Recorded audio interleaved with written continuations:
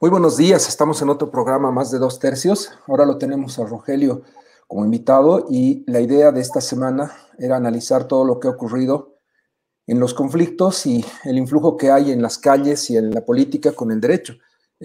Para iniciar la presentación y ponernos en el contexto, tenemos una nueva ley en el país, como las miles que hemos estado emitiendo en la vida republicana, y no tenemos seguridad ni certeza de que se vaya a cumplir. ¿Por qué comienzo con esta frase? Porque tuvimos hasta ahora 3 leyes que nos han regulado la fecha de elecciones. Esta viene siendo la cuarta ley y plantea un escenario importante esta ley. Esta ley logra su objetivo de garantizar o de blindar las elecciones el 18 de octubre con una serie de temas que parecen importantes. El primero, cuya constitucionalidad es discutible, que quien decida parar, cambiar la fecha, modificar el 18 de octubre, va a ser sometido a un proceso penal por parte del Ministerio Público. El segundo, la obligación a todas las salas constitucionales del país de que sigan la jurisprudencia de la Declaración 1/2020. Les recuerdo que había muchas acciones populares en el país y este artículo parece estar dirigido a evitar que las salas constitucionales dicten jurisprudencia innovadora, pero que sea contraria a la misma jurisprudencia del tribunal. El tercero, le fija al órgano ejecutivo la obligación de darle los recursos al órgano electoral para que lleve adelante la elección.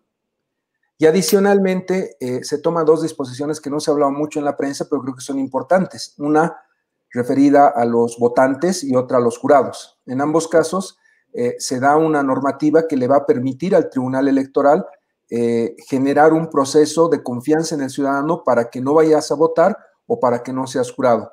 Si nosotros vemos el escenario actual, conseguir una prueba contra el COVID y en su caso lograr que esa prueba sea reconocida por el Estado es complicado. Es complicado y puede demorar mucho tiempo. Y sabemos que el COVID te puede venir unos días antes de la elección o incluso cuando ya has sido nombrado jurado. Entonces, ¿cómo haces para salvar esta situación? Confías en el ciudadano. Una declaración jurada del ciudadano debiera bastar para que el órgano electoral tome en cuenta ese factor y no te sancione por no ir a votar. Porque hay sanciones como no usar el sistema financiero, el pasaporte y otras que se dan cuando no votas, porque en Bolivia el voto es obligatorio, lo propio para los jurados. Esta norma señala la posibilidad de que el Tribunal Electoral pueda generar un reglamento, un procedimiento para que no sea un castigo el no ir a votar por ser responsable y evitar contagios en la población. El último elemento que me parece que igual es relevante en esta ley es el diferimiento de la Ley de Organizaciones Políticas. La Ley de Organizaciones Políticas que va a entrar en vigencia plena el 31 de diciembre del 2021, ahora para entrar en vigencia en cada partido necesita un ajuste en sus estatutos. Entonces, las sanciones y todo lo que da la Ley de Organizaciones Políticas va a entrar en vigencia el 31 de diciembre del 2021, cuando hayan pasado las elecciones nacionales y subnacionales, pero siempre que el partido haya hecho la reforma a los estatutos y la hubiera aprobado el Tribunal Electoral. Creo que ese es el tema de la ley 1315. El elemento político, seguro Marcelo me va a poder ayudar y Rogelio con su experiencia de todo lo que está pasando en el país, pero en lo legal, esta es la situación. En la anterior semana decíamos que ojalá el Tribunal Constitucional esté a la altura de las circunstancias, no lo ha estado, no tenemos todavía una sentencia sobre el derecho a la salud y los derechos políticos, ojalá que la tengamos antes de las elecciones del 18 de octubre, y un segundo elemento, tampoco se han pronunciado sobre la ley de estados de excepción. Quedan muchos temas en la agenda del Tribunal Constitucional, no ha habido ese diálogo interinstitucional con el Tribunal, pero sí la Asamblea me parece que ha dado pasos importantes para garantizar que el 18 de octubre haya las elecciones. No creo que funcione amenazar con juicios penales, pero sí me parece importante este tratamiento de la jurisprudencia constitucional. ¿Qué valor le damos los bolivianos a la jurisprudencia y cómo la van a aplicar las salas constitucionales? Es un ejercicio interesante el que se plantea en la ley. Y finalmente, con esto concluyo, creo que hay un escenario nuevo de radicalidades en el país. Ya ha quedado clara del Comité Cívico Pro Santa Cruz. Ellos no quieren elecciones hasta que no podamos ir a votar sin barbijo, y eso implica el 2022. Quieren que Áñez se quede durante mucho tiempo más en el gobierno o quien sea. Y eso tiene un análisis político que espero Marcelo nos pueda ayudar. No sé quién gana con el Comité Cívico Pro Santa Cruz y a quién representa, y lo propio con La Paz, con Felipe Quispe. Creo que ahí hay un escenario que seguramente nuestro querido amigo Rogelio nos va a poder ayudar a entender. Marcelo, no sé cómo ves esto que ha pasado esta semana. Sí, buenas, buen día y un saludo a Rogelio también. Me parece interesante, importante además su punto de vista, considerando que Rogelio es un actor central desde octubre de 2003, ¿no? Con la defensa de las víctimas en su momento, ¿no? Y todo el movimiento que hay en el Alto, es decir, la visión hoy día, yo diría, la visión y la perspectiva desde el Alto sobre el Alto y desde Santa Cruz sobre Santa Cruz son vitales hoy mismo. Lo digo por dos razones. Primero, porque en el padrón electoral, Santa Cruz Ciudad tiene casi el 15% de votos a nivel nacional. Solo Santa Cruz Ciudad, ¿no? El Alto como ciudad tiene 11 puntos del padrón electoral a nivel nacional.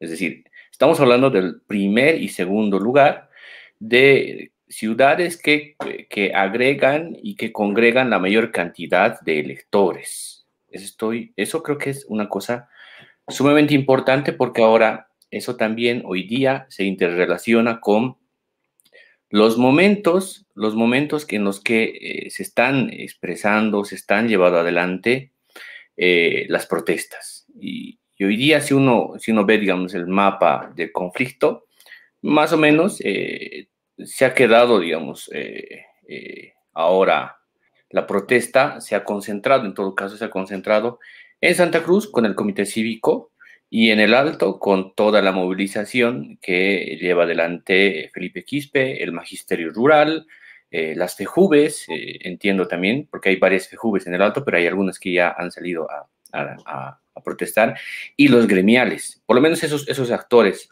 yo veo en el Alto que están ahí impulsando la movilización y la protesta, ¿no? Y estos dos sectores, estos dos espacios, creo que tienen agendas un poco más radicales, un poco más destituyentes y un poco más rupturistas, ¿no? Desde sus propias perspectivas. Lo que quiere hacer, perdón, el Comité Cívico de Santa Cruz es que no hayan elecciones. Ese es el mensaje central, ¿no? Es decir, que no existan elecciones y que se patee el calendario electoral para que al siguiente año o cuando termine la pandemia, quién sabe cuándo, recién existan elecciones. Eso coincide, creo yo, coincide con dos actores que se están peleando hoy día el liderazgo cruceño, el liderazgo de Oriente. El Partido Demócrata y el señor Camacho, ¿no? Es decir, estos dos están hoy día disputando el espacio territorial de poder de Santa Cruz. Creo que Camacho ha quedado mucho más reducido en las últimas semanas por el fichaje de Áñez con Branco. Creo que con eso Camacho ha quedado mucho más reducido y quien sinceramente creo que ya tiene las puertas cerradas en Santa Cruz prácticamente es Carlos Mesa. Es decir, creo que ya no vamos a ver una votación, no vamos a ver repetirse una votación en favor de Mesa como vimos en octubre del año pasado, ¿no? Yo ya no creo que veamos eso. Y por otro lado, como decía, y cierro con esto mi primera intervención, y por otro lado, lo que vemos en el Alto es una agenda que no es solamente por el periodo de la elección. Eso hay que creo que ponerlo también sobre la mesa, ¿no? No es una manipulación, una digitación desde el MAS para todos, para todos los sectores sociales y desde ahí se controla absolutamente todo, ¿no? Ahí hay una mezcla de demandas que lógica y legítimamente han ido apareciendo, porque vivimos hoy día una crisis económica, vivimos una crisis social. Hay gente que está pidiendo trabajar. Estoy hablando de los gremiales, por ejemplo. Y la última semana hemos empezado a vivir una crisis educativa. ¿Por qué si no los maestros empiezan a movilizar ahora en contra de ese decreto supremo que el gobierno de Áñez emite para cerrar el año escolar, ¿no? Y vivimos una vuelta a la aparición a un clivaje, a una fractura social que tenemos en este país que es histórica, Esta división de clase entre lo urbano y lo rural y esta división regional que hoy día es expresada entre el Oriente y Occidente.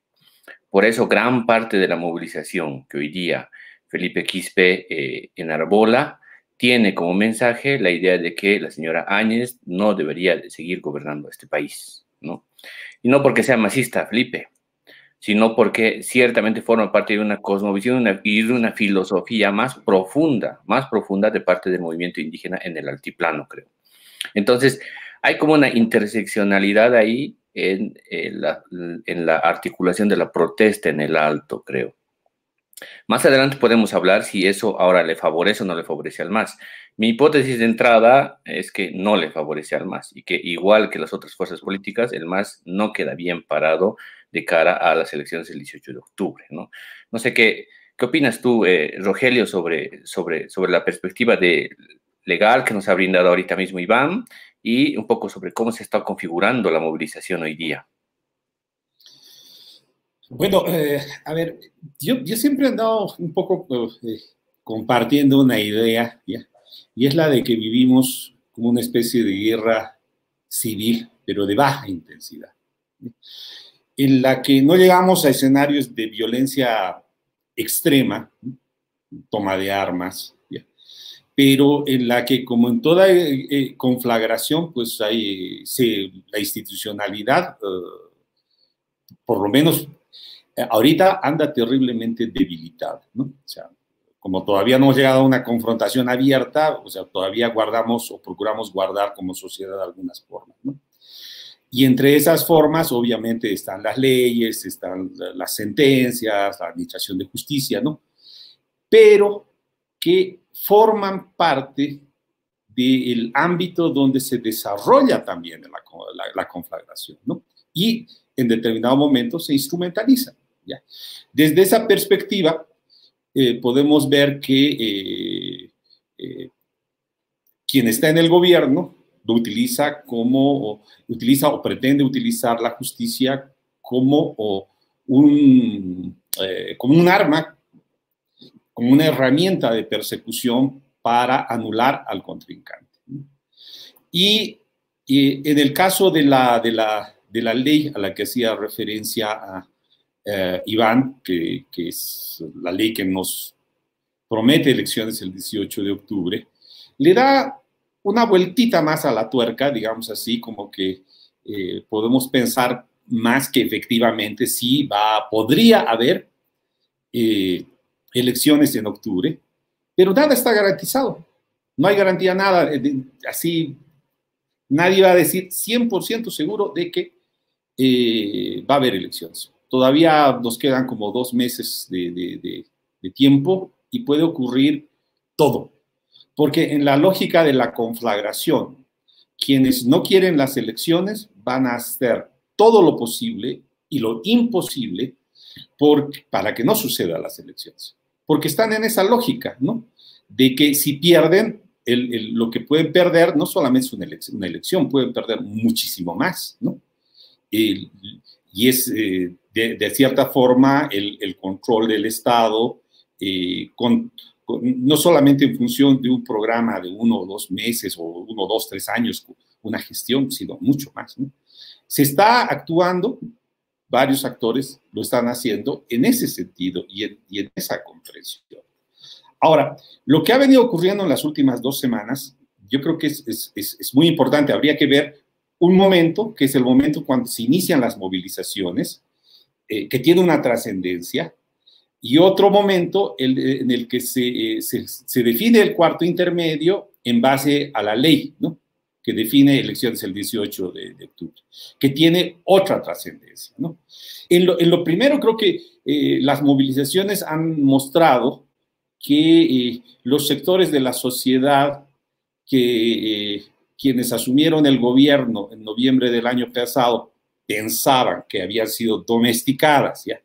Al ser desplazado el MAS del gobierno, al haberse desplegado una campaña prácticamente de terrorismo de Estado con la persecución judicial implacable, ocurre que no estaban como pensaban, ¿no?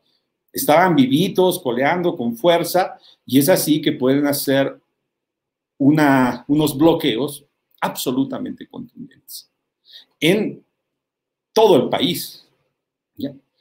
Y esta demostración de fuerza política efectiva, ¿ya?, en la cancha, ¿no?, ha arrinconado al gobierno de Áñez al extremo, ¿ya?, y ha expuesto toda su debilidad.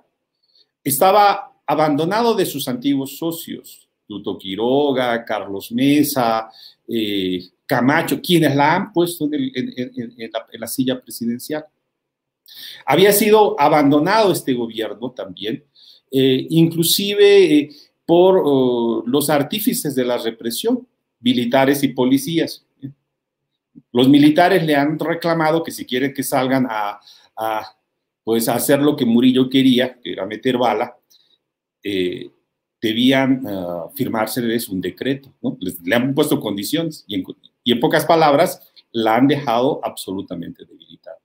El poder del gobierno se ha mostrado mínimo, y el poder de estas otras, de estos sectores de la sociedad radicales, que para mí son de supremacismo blanco, no son de otra cosa, ¿ya?, que se expresan en el Comité Cívico Santa Cruz, ¿no?, que han sido en buena medida parte de artífices de la interrupción, ¿ya?, del mandato de Evo Morales, ¿ya? Será discutible ese día entre golpe o no, pero sí han sido artífices, ¿ya?, y de forma ilegal, ¿ya?, se han visto también arrinconados. Y lo único que les ha quedado es a Camacho decir que iba a desbloquear, pero en lo efectivo no han podido hacerlo. Y el presidente del comité cívico, o sea, se ha desenmascarado absolutamente, y a todos quienes representa, ¿no?, como el supremacismo blanco que es. Ha señalado a los movilizados, ¿ya?, sin ninguna medida, como seres infrahumanos, bestias, ¿no?, ¿ya?, colonos en una tierra que originariamente les pertenece históricamente, ¿no? O sea, todo ese bagaje de discriminación fascistoide en la lógica de una nación camba la han expresado. Y eso, al contrario de debilitar la posición del ámbito popular, la ha robustecido, la ha fortalecido y ha puesto más en evidencia la debilidad del gobierno de Áñez. Creo que de alguna forma, en función de las movilizaciones que se han dado, se ha reconfigurado, o sea, ni siquiera se ha reconfigurado, se ha mostrado cómo realmente está la configuración de fuerzas, que no es tanto como que en noviembre había aplazado ese movimiento popular y que ahora estaba no extinto, pero muy debilitado. No era así.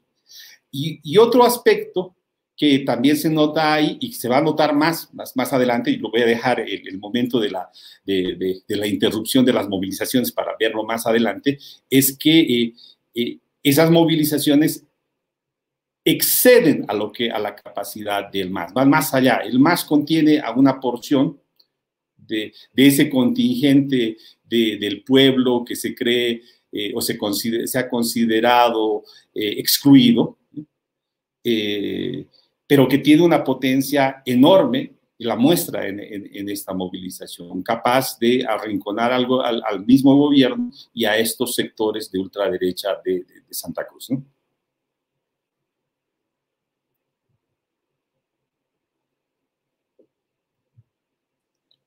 Iván, no estás con micrófono activado. Perdón, cierto. Gracias, Marcelo. No, decía que el escenario que está planteando Rogelio y que has iniciado, Marcelo, tiene que ver con esa agenda, no solamente elecciones. Ya se han unido otros temas. Creo que el tema de la educación es importantísimo. Si un Estado tiene que trabajar en la salud y educación, es absoluto ese principio del derecho a la educación y el derecho a la salud. Y quiero ir un poco en el análisis de esos dos temas. Tenemos derechos políticos, por supuesto, esos derechos políticos son intangibles en estado de emergencia o estado de excepción, así lo dice la ley de estados de excepción, no solamente esa ley, sino la Convención Interamericana, y hay una obligación de informarle a los órganos de los estados americanos, al secretario general, cuando hay un estado de excepción. Bolivia ha informado que estamos en estado de excepción. Me ha sorprendido, pero en la página web de la OEA y de la Comisión Interamericana se señala que algunos países han reportado estados de emergencia y excepción, y Bolivia es uno de los que ha reportado. Entonces, si estamos en estado de excepción, ¿por qué no se siguen las reglas de la Constitución? ¿Por qué no se le informa a la Asamblea de que estamos en ese estado de excepción y se siguen las reglas de que la Asamblea haga una fiscalización estricta? Este falso estado de excepción en el que vivimos, emergencia sanitaria, que es un estado de excepción, me parece que es el eje del conflicto que ha ocurrido. ¿Por qué? Porque estamos restringiendo los derechos de los ciudadanos y los estamos normalizando nosotros. Que se suspende el año escolar y que se prive del derecho de educación a los sectores más vulnerables del país, donde, por cierto, no hay números alarmantes de pandemia y donde podría continuar las clases en el área rural, en varios municipios, en los cuales no hay casos inclusive, muestra un escenario de indolencia sobre los sectores más vulnerables en recibir educación. La política que hemos tenido en materia de educación es claramente negligente, no ha habido una gestión eficiente ni en la plataforma digital, no la tenemos como país, todos la tienen menos nosotros, y en el diálogo con los maestros. En ese punto creo que es destacable que ya tengas en el país esa voluntad de ir a los tribunales. Como saben, yo siempre soy un amigo de llevar los casos a los tribunales y ya tenemos una acción popular con relación al derecho a la educación y tenemos en puertas una acción abstracta de inconstitucionalidad contra el decreto supremo que ha suspendido o que ha llevado a la educación virtual y la resolución ministerial que suspende las clases. Ojalá, otra vez lo digo, los jueces estén a la altura de los problemas. Lo mismo en el tema de la salud.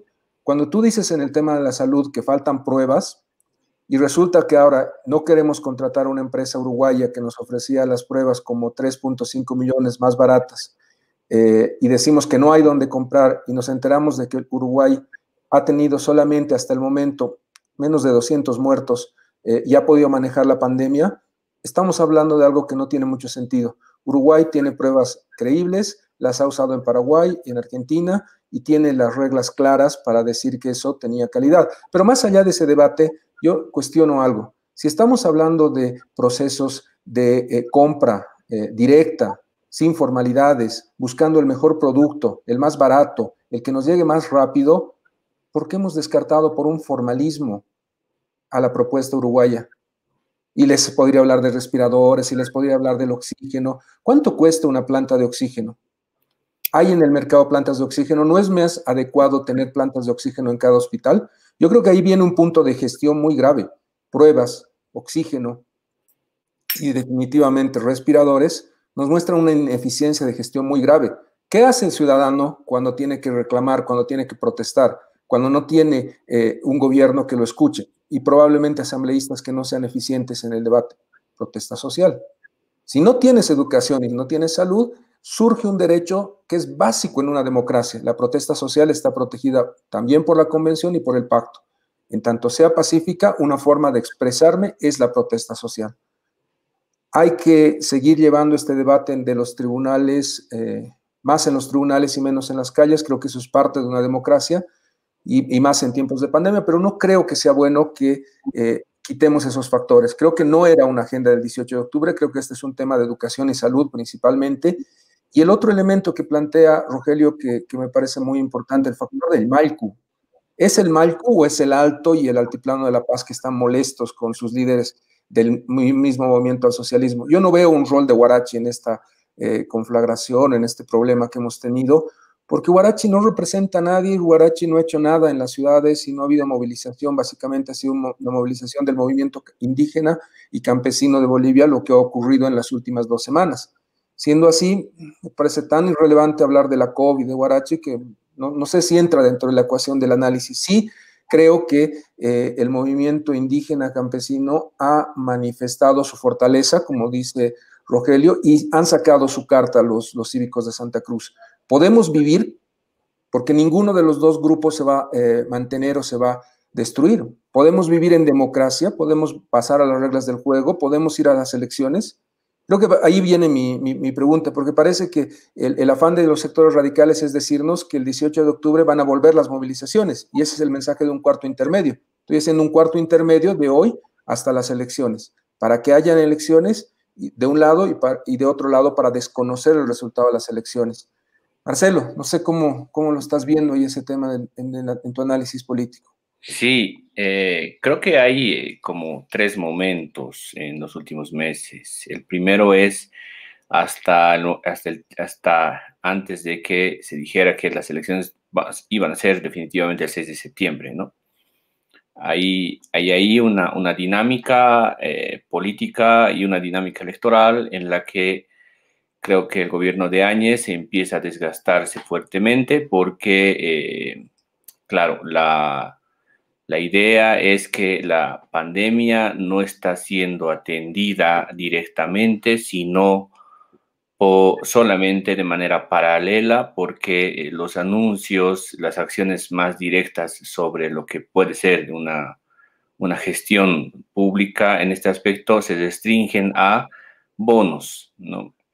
Y en todo el ámbito discursivo del gobierno no había nada que tenga que ver con acción directa sobre plantas de oxígeno,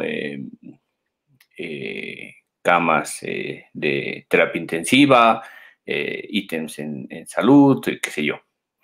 No había nada de eso, ¿no? Y tienes un Carlos Mesa que, como siempre, estaba en silencio y lo único que hacía es salir a acusar en momentos, digamos, muy intermitentes, ¿no? Y un movimiento al socialismo que estaba muy en silencio, ¿no? Muy en silencio, muy ensimismado internamente, ¿no? No hacía nada.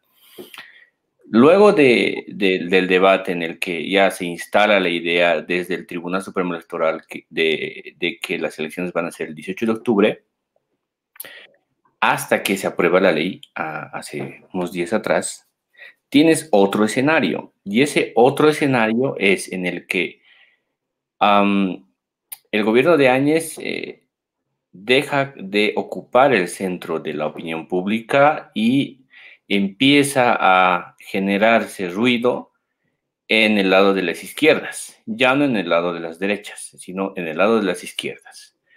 Porque el movimiento al socialismo acusa de una suerte de golpe a la democracia con el hecho de que no se ha consultado a la Asamblea Legislativa la fecha para el 18 de octubre, ¿no? Y entonces el gatillador un poco de la protesta política es el movimiento al socialismo, pero en lo social hay unos aglutinadores más grandes y esos aglutinadores más grandes, como decía hace rato, no son actores político-partidarios.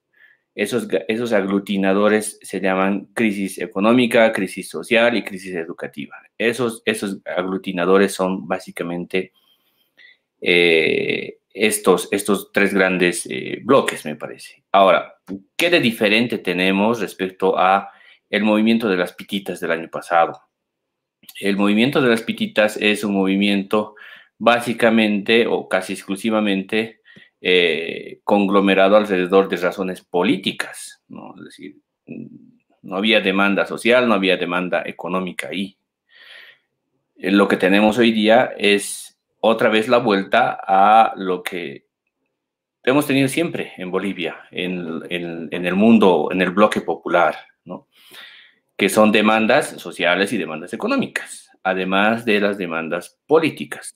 Son sujetos políticos también y son sujetos de poder, obviamente, ¿no? Obviamente, eso no hay que olvidar. Entonces, ahí ya tienes, como decía hace rato, el ruido instalado en las izquierdas. En la izquierda no tienes su ruido ya mucho en las derechas. De hecho, creo que la palabra oxígeno por eso se traslada ahora como un chivo expiatorio hacia las izquierdas. Y además, valga la ironía, creo que le da cierto oxígeno también al gobierno de Áñez esto, ¿no? El hecho de que se esté hablando mucho más del bloque de protestas, de los bloqueos, de criminalizar al MAS como que ellos son los impulsores de crímenes de lesa humanidad, qué sé yo. Y tienes otro momento que se acaba de inaugurar justamente cuando la ley se promulga para que la fecha definitiva sea el 18 de octubre. Y ese momento creo que inaugura algo que yo esperaba que ocurriera después de estas elecciones y sobre todo al año, ¿no? Yo pensaba en realidad que hubiera ocurrido ahí. Este momento se llama transición política en la izquierda.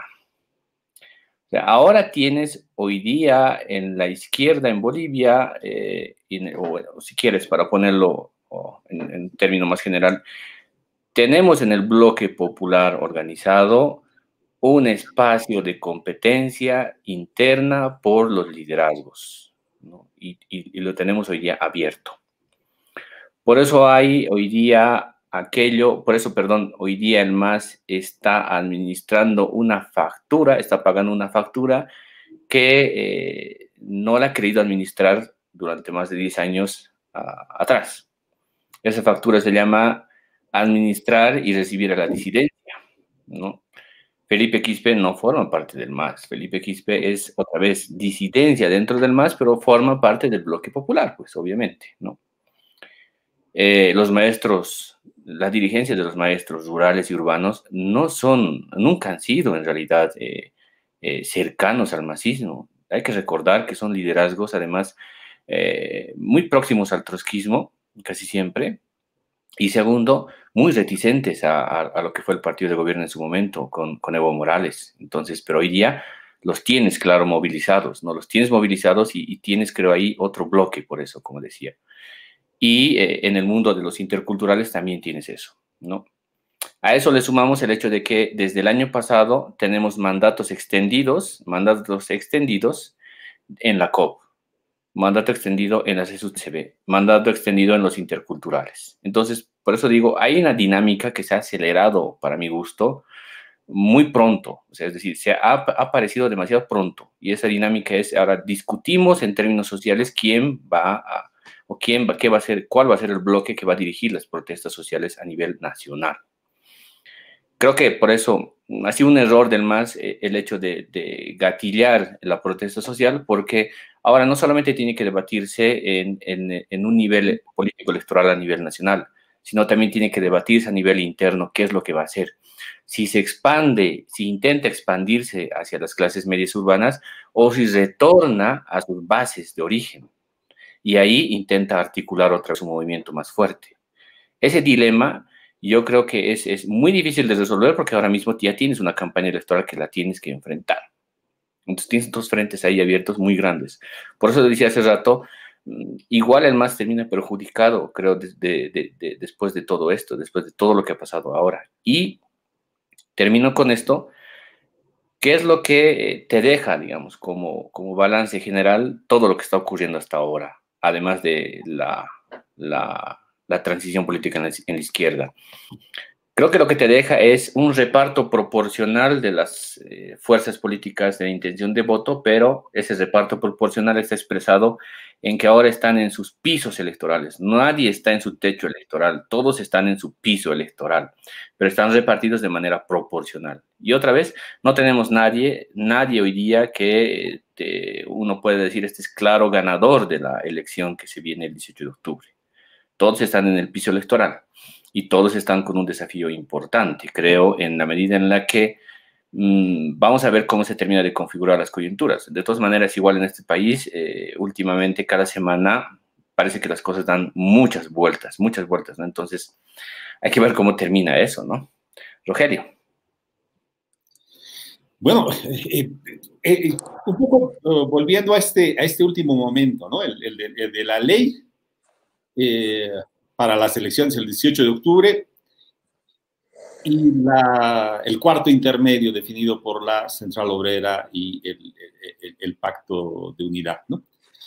Esto tiene, como decía Marcelo en esta misma línea, pues múltiples efectos. Uno de los efectos que tiene, creo que es que da oxígeno precisamente al gobierno de Áñez, ¿no?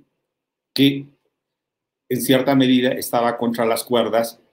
Pues si se dan cuenta, la última semana aparte del papelón que hizo Áñez el domingo en el diálogo, donde fue retada por los representantes de las fuerzas políticas más chiquitas, y la entrevista de Arturo Murillo en CNN, donde dijo abiertamente que era políticamente correcto meter bala, o sea, asesinar a los manifestantes. O sea, pues, no ha podido hacer más nada salvo desplegar campañas mediáticas para desacreditar los bloqueos y nada más, además de alguna acción aislada. Entonces, la desmovilización le da oxígeno. Podrán tener motivos para hacerlo, probablemente el MAS consideraba que había un desgaste al sostener esas movilizaciones, que iba a perder votación, que hablaban también de que iba a haber un golpe sobre el golpe, ¿no? Muchos argumentos, pero en lo concreto le da oxígeno a Áñez, ¿no? Y puede seguir en el gobierno. Luego nos muestra esto, que el movimiento popular no es el ejército del MAS, no es obediente ni sometido. Cada quien tiene sus reivindicaciones y las va a seguir expresando. Inicialmente aquí dos apuntes, ¿no? Uno, en el discurso de la representante precisamente de las Bartolinas, ¿ya? Cuando estaban rechazando la ley por no haber sido convocados a negociar, hacía una dura crítica, ¿no?, al MAS, y hablaba haciendo más o menos como la voz de los segregados, los discriminados del propio MAS, ¿no? Y decía, los señores clases medias que han tomado el control prácticamente sería del MAS, que los habrían excluido, que limitado su participación política y definido en último término la acción de lo que fue el gobierno del MAS y aparentemente también de lo que está haciendo el MAS en la actualidad. Y ahí nos muestra que en el MAS, a su interior, ahí hay una fisura. Probablemente no han tenido el momento de autocrítica, de evaluación, ¿ya? Y todo ha sucedido tan rápido que no se ha recompuesto. Pero eso está ahí. Eso está ahí y es un elemento que no hay que perderlo de vista, porque para el proceso electoral puede tener una implicancia, y si el MAS llegase al gobierno, podría tener una implicancia mayor todavía, porque está visto que hay desde los sectores populares se tiene una crítica muy, muy dura a quienes han sido los tomadores de decisiones en la cúpula del MAS, que los identifican fundamentalmente como gente de clase media, ¿no? Probablemente se refieren a Quintana, a Héctor Arce, ya le pondrán nombres algún momento, seguro, ¿ya?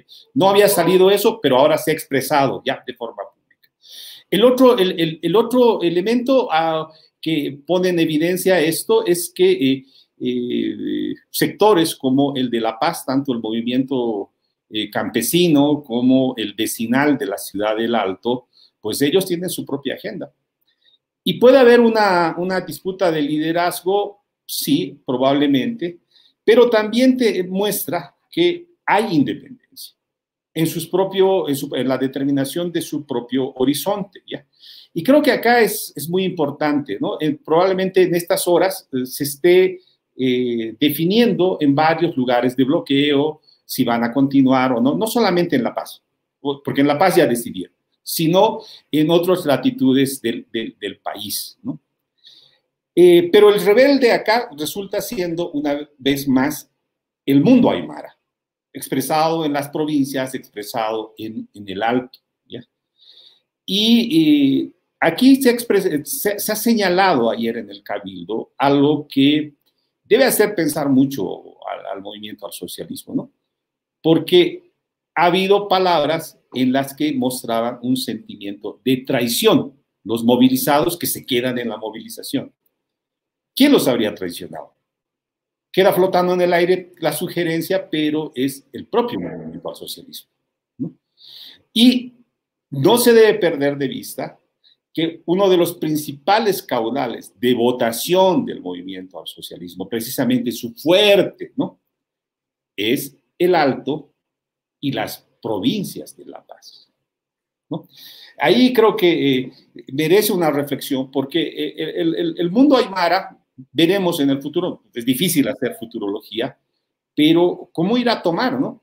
Está claro que el MAS ha retrocedido, ¿ya? En el bloque ellos se están quedando solos, podrán lograr algunos de los objetivos que se han propuesto, entre los que están precisamente que Áñez renuncie, que se le instaure un juicio de responsabilidades, que haya una ley, ¿ya? Que resguarde a la dirigencia de la persecución política, que se reponga la educación, que se mejore la economía, ¿no?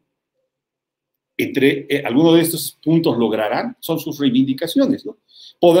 Podrían perder también. El día lunes vamos a ver la fuerza de ese movimiento, si logran consolidar todavía los bloqueos y avanzar hacia la ciudad, ¿no? O se debilitan. Pero pierdan o ganen, el mundo aymara va a repensar su posición en relación al movimiento al socialismo.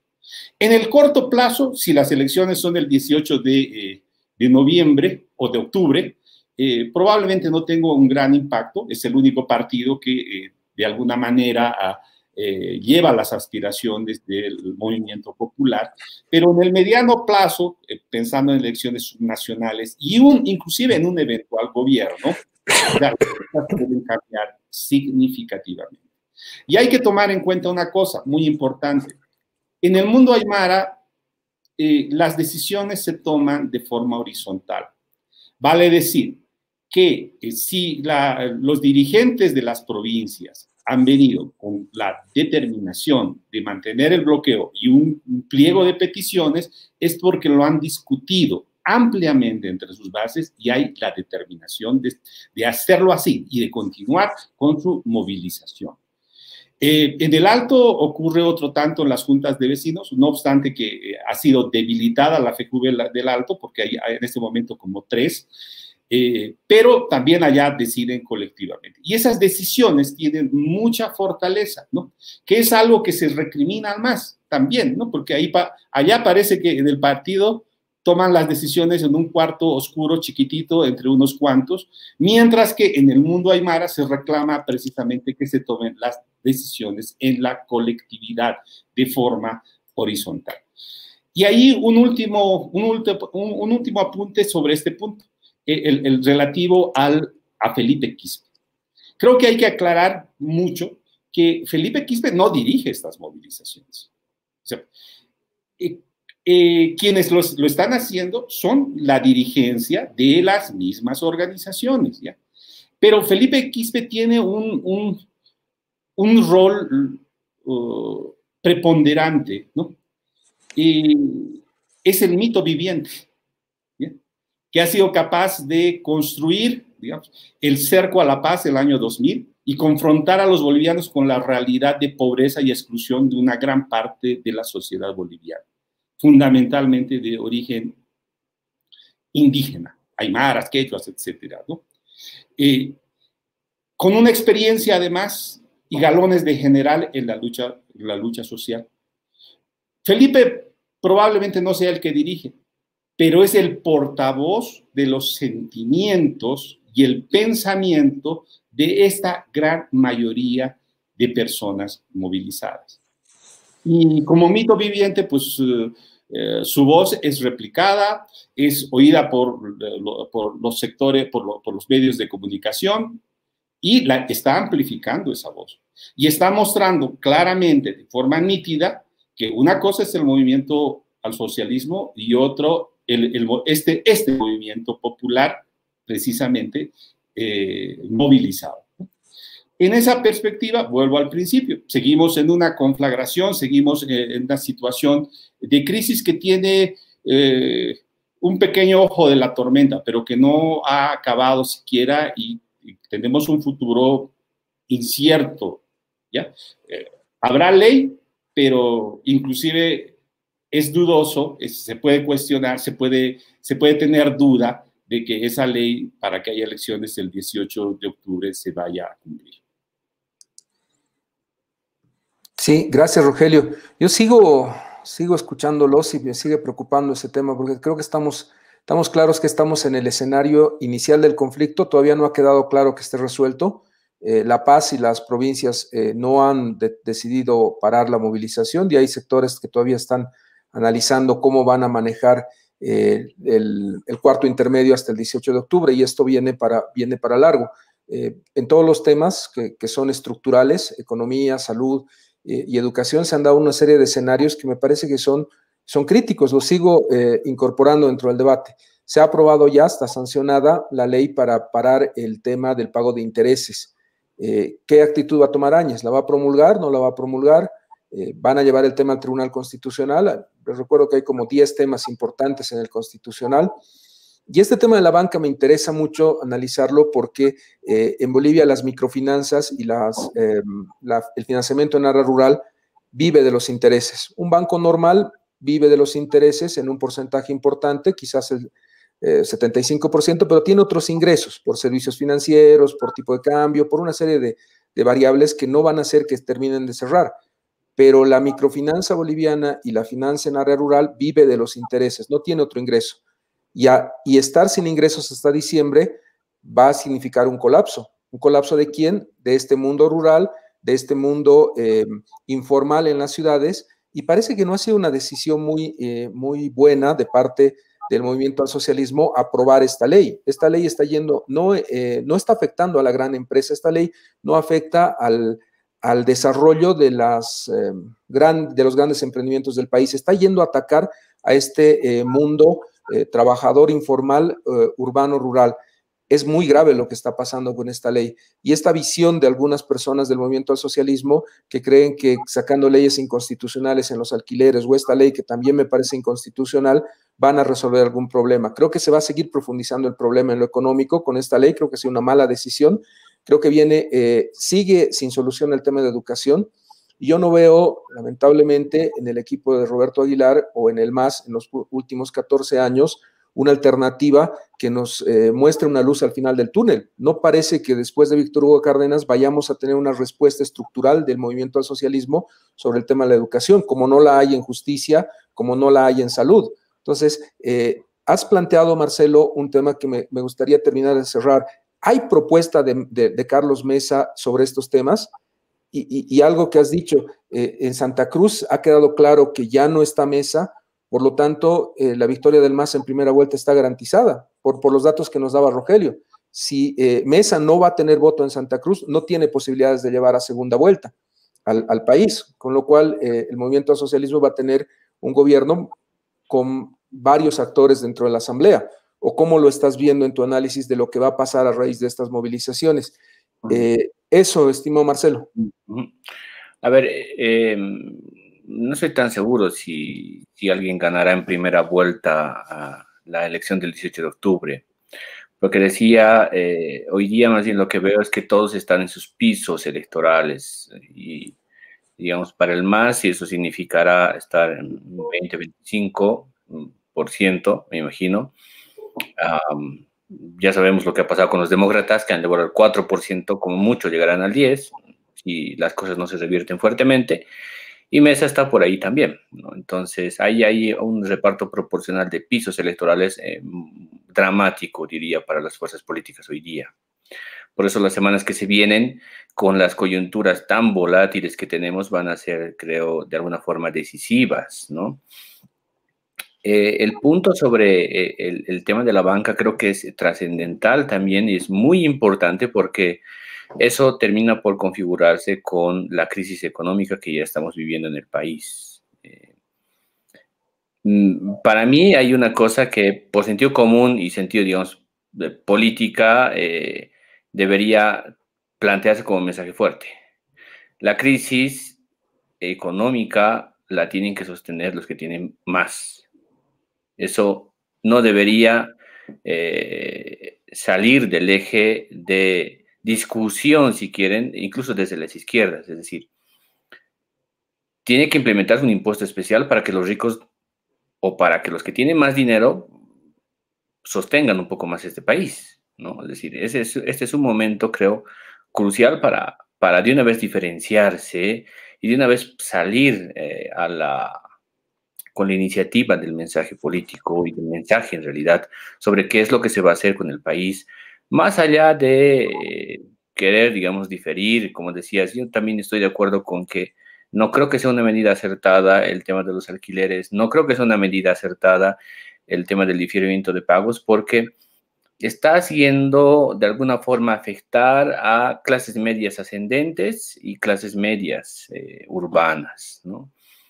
Y un sector más popular, más extendido. Creo que lo que estás haciendo es más bien no ayudarlos a ellos. Creo que estas fórmulas ahora sí, más agresivas respecto por eso a cómo una crisis viene a ser trabajada y sostenida por quienes más tienen y no, como está haciendo el gobierno de ahora, de dar más favores a la agroindustria, porque eso es lo que hemos visto, ¿no es cierto? No recuerdo ahora mismo los decretos supremos concretos o las medidas concretas, pero lo que sí he ido viendo a lo largo de estos últimos meses es que el gobierno ha favorecido mucho más a la agroindustria con los transgénicos, qué sé yo, pero eso es sobre pretexto de que este es un momento de emergencia y que hay que potenciar la industria, ¿no? Creo que en realidad, por eso, como decía, el lenguaje tiene que ser aquí claro y contundente, es decir, la crisis la tienen que sostener los ricos, no la tienen que sostener, porque por una razón también fundamental, y no es que lo digan solamente, digamos, instituciones, organizaciones de izquierda.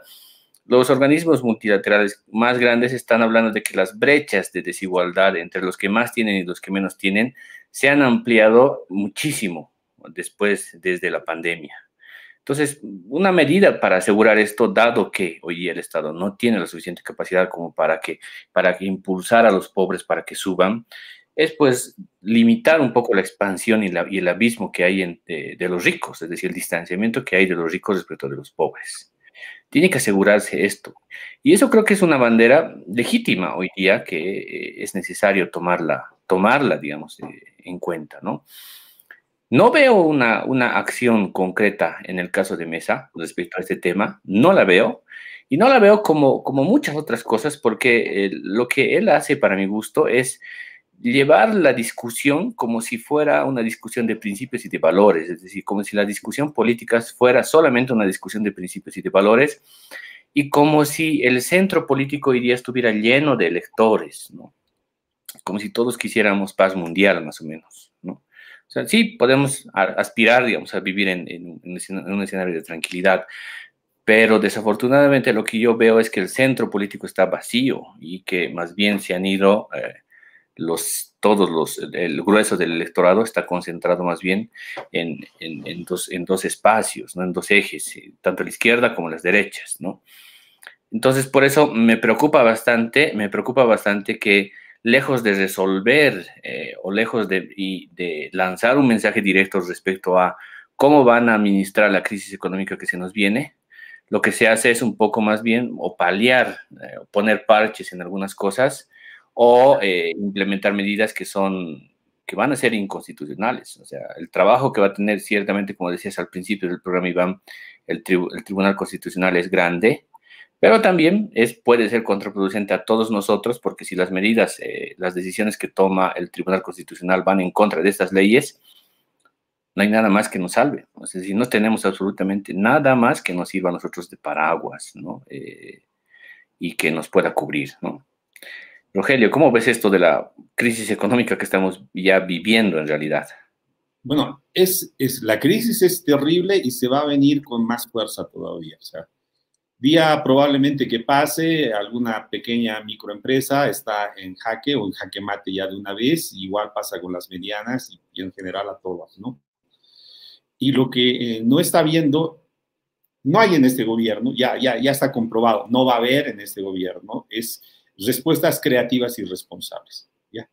Pero tampoco existen estas respuestas creativas y responsables en ninguna de los candidatos, ¿no? O sea, en relación a la economía, ¿no? Y como en la Asamblea Legislativa en este momento están practicando lo que podría ser una especie de populismo legislativo, digamos. O sea, la intención no está mala, hay que proteger al prestatario, ¿no? Al pequeño prestatario, al deudor de las entidades financieras, ¿cierto? Hay que proteger a quien, o tratar de resguardar a quienes están en alquiler o han estado en la cuarentena y eventualmente tengan problemas para cumplir los montos del alquiler, ¿no? Pero, como dicen, de buenas intenciones está empedrado el camino del infierno, ¿no? Estas medidas, como las están tomando, podrían generar resultados negativos. Entonces, en medio de esta pugna, de la pugna política que tenemos, circunstancialmente al legislativo, eso no le interesa, es más problema del ejecutivo, ¿no? Por el momento, ¿ya? Actuarían más responsablemente si tuviese un impacto negativo en un gobierno del cual fueran parte, ¿no? Vivimos una situación de esa naturaleza. Lamentablemente, ahorita, como decía hace rato, ninguno de los partidos está pensando ni planteando cosas que valgan la pena, ¿no? Y lo que resulta preocupante es que sí hay muchas cosas, ¿no? O sea, Bolivia sigue sentada, como solían decirnos en la escuela, en una silla de oro, ¿ya? Tenemos litio, ¿ya? Tenemos yacimientos de oro increíblemente grandes, Amayapampa, Capacirca, ¿no? Para no ir muy lejos, ¿no? Y en este momento, en estos tiempos en que inclusive el dólar, ¿ya? Parece estar en sus postrimerías como moneda de reserva, ¿no? El oro está adquiriendo un rol central, ¿no? Que no había tenido en mucho tiempo en la economía global. Se está apreciando, entonces tenemos eso ahí. Tenemos muchas cosas que se han dejado olvidadas, ¿no? El corredor bioceánico, ¿no? Que es fundamental para que llevemos, y tal vez inicialmente, materias primas, minerales allá hacia el Brasil, ¿no? Brasil es un potentado económico, necesita un montón de cosas. Nosotros no lo hemos aprovechado, nadie nos está diciendo cómo podríamos aprovecharlo mejor, ni siquiera nuestra posición geopolítica, ¿ya? Considerando el reordenamiento mundial global que hay ahorita, se está pensando o proponiendo algo en ese lineamiento, con ese objetivo, ¿no? Estamos viviendo también crisis política, pero también hay crisis de ideas, crisis de liderazgos, porque los liderazgos que tenemos de los partidos políticos están resultando ser muy, muy chatos, ¿no? Y dejan que salgan voces como el del Comité Cívico de Santa Cruz, que lo único que hace es insultar, denigrar, ¿no? Pero no proponen absolutamente nada. En ese marco, ya un poquito concluyendo esta intervención, difiero un poco de lo que dice Marcelo. Yo creo que los partidos no están ganando como en el piso de intención electoral. Creo que más bien las aguas se han separado, ¿ya? Y que se tiene pues en estas alturas ya una percepción bastante clara de cómo puede ser la votación si llegamos al momento electoral, ¿ya? Y si vamos a llegar al momento de la votación, sin duda, el MAS va a ganar, ¿ya? Y puede ganar hasta en primera vuelta, bueno, siempre y cuando hay el mundo aymara no se enoje demasiado por lo último que ha pasado, lo que está pasando, ¿no? Mesa tendrá su ámbito de votación también, porque es el centro. Sí hay gente que no es supremacista blanco, pero que tampoco quiere los otros postulados, ¿no? Y quienes se ven absolutamente reducidos son todos los partidos representantes de esta oligarquía vieja, añeja del país, los que quisieran regresarnos a la década del 90. Y por eso, esos que no tienen la seguridad de ni siquiera un tercer lugar, ¿ya? O sea, son los que quieren que no haya elecciones. Por eso es que hablan de que hay que sanear el padrón electoral, ¿no? Que las elecciones se lleven cuando ya no haya ni un virus en el aire en todo el mundo, o sea, que en 2022, 23, 24 para ellos, y mantener a Áñez o a quien fuera en el gobierno, mientras ellos de alguna forma reacomodan sus filas y tratan de ver cómo ganan un poco más de espacio de todo el espacio que han perdido. Y deben estar arrepintiéndose, porque si la elección era en mayo, probablemente le hubiesen estado disputando el segundo lugar a Mesa. Pero ahorita lo dudo mucho.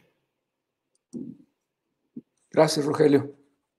Yo estoy pensando ya que nuestra última parte de conclusiones y de comentarios finales hay que empezar a dar ciertas certezas y certidumbres a la población. Si quieren lo vamos viendo lo más dialogadamente posible, pero Marcelo, ¿estás seguro de que Mesa no va a tener voto en Santa Cruz? Porque si tiene, y vamos interrumpiendo, ¿no? Si Mesa no tiene voto en Santa Cruz, definitivamente aquí ya ganó el MAS en primera vuelta, lo ha dicho Rogelio. Si el mundo aymara respeta su constante votación en los últimos años, estamos hablando de que el MAS no creo que baje del 40%. Yo creo que sí es posible que Luis Arce tenga el 40%, y en ese escenario el único que le puede hacer sombra a Arce es Mesa. Y si no va a tener el voto Santa Cruz, como dices, estamos hablando de que el MAS ganó en primera vuelta con este conflicto, que además está asegurando que hay elecciones. No sé por qué dudan ustedes de que vaya a haber elecciones el 18.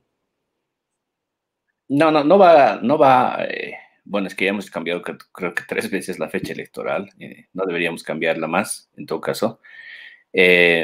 Pero a ver, hay una cosa que me parece que es importante. En Santa Cruz no creo que Mesa gane como departamento, como el año pasado. No hay, digamos, un incendio de la Chiquitania como ahora. Y segundo, ahí hay un problema porque yo creo que la mayor cantidad de votación se va a dirimir más en favor de los demócratas. El MAS, yo creo que tiene un nivel de resistencia un poco más elevado en Santa Cruz hoy día, entonces es más difícil que pueda ganar.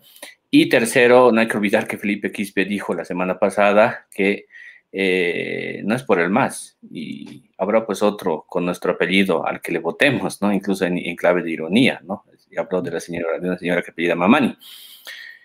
Y termino con esto en la última encuesta, en la de página 7, donde decían si tu candidato no se presenta, ¿cuál es tu segunda opción? Gran parte del voto que iba al MAS iba para o Pambol o iba para el señor Chip. Entonces, el Alto es un elector muy volátil. No hay que sorprenderse el hecho de que probablemente no termine ganando el MAS en el Alto. Cuidado que ¿Lo ves así, Rogelio? ¿Crees que Chi es el gran ganador del conflicto?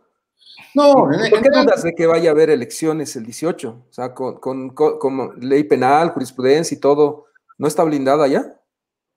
Yo no creo. Es parte de había leyes también antes, Iván, para que sea en mayo, para que sea en agosto, había leyes también. Pero sin movilización social. Ahora hay un cuarto intermedio y creo que no quieren molestar a León. O sea, por eso creo que el movimiento social está guardando la elección, más que la ley es los movimientos sociales, ¿o no?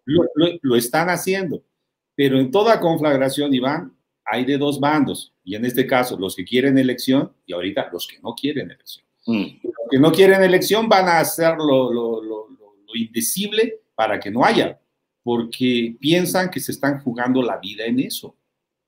O sea, está así de claro. O sea, ellos han perseguido, han encarcelado, han torturado, han asesinado, han masacrado, ¿no? Ya.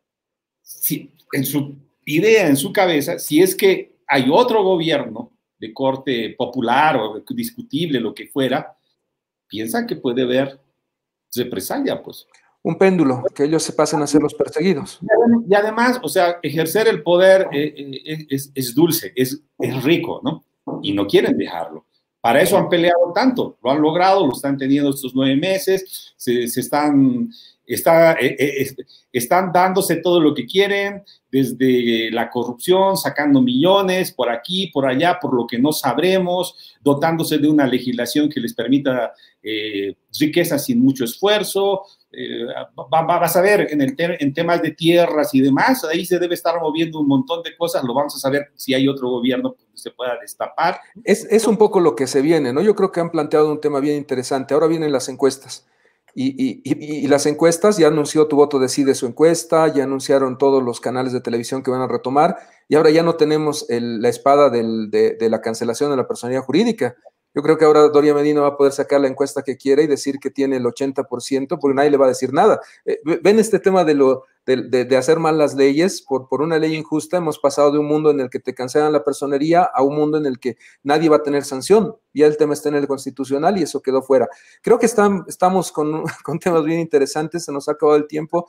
Te agradecemos siempre, Rogelio, tu aporte es muy importante para nosotros y vemos que hay mucha tela que cortar hasta el 18 de octubre.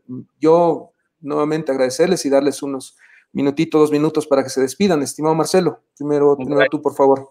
A Rogelio por haber acompañado, por habernos acompañado ahora. Y bueno, todo es, digamos, final abierto. Todo sigue en final abierto y expectantes de lo que pase en las siguientes semanas, ¿no? Coincido con Marcelo, hay un signo de interrogación para lo que se viene en el futuro. Lo que sí está claro personalmente para mí es que yo no le voy a creer a las encuestas porque me cae muy bien lo que decía Mark Twain a propósito, ¿no? Hay las mentiras, las grandes mentiras y las encuestas. Buenísimo. Buen final. Gracias a todos. Saludos. Nos vemos el próximo sábado. Gracias.